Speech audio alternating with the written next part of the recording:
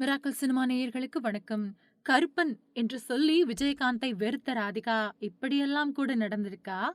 தமிழ் திரையுலகத்தில் இன்றும் தனக்கென மிகப்பெரிய ரசிகர் பட்டாளத்தை கொண்டுள்ள நடிகர் விஜயகாந்த், அவர் மறைந்திருந்த போதிலும் இன்று அவரது ஈகையாலும் துணிச்சல் காரணமாகவும் பலராலும் நினைவு கூறப்படுகிறார்.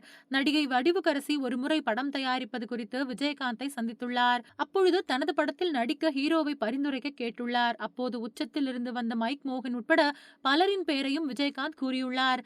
அதற்கு உங்கள் பெயரை ஏன் இதுவரை சொல்லவில்லை என வடிவுக்கரசி கேட்க, நீங்க நடிக்கிறீர்களா என்று நீங்கள் உரிமையாக ஏன் கேட்கவில்லை என்று விஜயகாந்த் சொல்லி இருவருக்கும் சிரிப்பு பொங்கியதாம். அன்னை ஓர் தெய்வம் என்கின்ற அந்த படத்தில் நடிக்க ஜீவிதாவை முதலில் அணுகியதாகவும், அதற்கு அவர் மறுத்துவிட ராதிகாவை தொடர்பு கொண்ட போது அந்த கருப்பன் கூட நடிக்க மாட்டேன் என தவிர்த்ததையும் வடிவுக்கரசி ஒரு பேட்டியில் குறிப்பிட்டிருந்தார். இறுதியில் மாதிரியின் ஜோடி நடிப்பில் அப்படம் வெளிவந்தது. ஆனால் அடுத்த ஆண்டே ராதிகா விஜயகாந்துடன் தொடர்ச்சியாக நடித்து இருவருக்கும் காதல், மேலும் திருமணம் வரை சென்று அவர்களது நட்பு வெளி உலகத்திற்கு தெரிய வந்தது. அவர்களது மறைவு நீங்காத சோகத்தை ஏற்படுத்திய போதிலும், அவரது மகன் சண்முக பாண்டியன் நடிப்பில் நிறைவடையும் நிலையில் உள்ள படைத்தலைவன் விஜயகாந்த் மீது கொண்டுள்ள அன்பின் காரணமாக ராகவா லாரன்ஸ் இணைந்து நடிக்க உள்ளதாக தகவல் வெளிவந்துள்ளது. கிட்டத்தட்ட 85% படப்பிடிப்புடன் முடிவடைந்துள்ள நிலையில் மீதமுள்ள காட்சிகள் விரைவில் முடிக்கப்பட உள்ளன.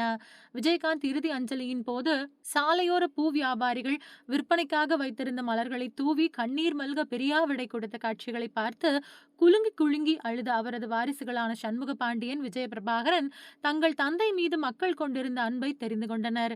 இப்படி இருக்கையில் ராகவா லாரன்ஸ் தவிர படைத்தலைவன் படத்தில் வேறு முன்னணி நடிகர்கள் நடிக்காமல் இருப்பது திரைத்துறையில் இருக்கும் நன்றி கெட்ட உணர்வை வெளிப்படுத்துவதாக விமர்சகர் செய்யாறு பாலு தனது சமீபத்திய பேட்டி ஒன்றில் தெரிவித்து வருத்தத்தோடும் ஆதங்கத்தோடும் குறிப்பிட்டுள்ளார். மீண்டும் அடுத்த செய்திகளில் சந்திக்கலாம். அதுவரை இணைந்திருங்கள். நன்றி, வணக்கம்.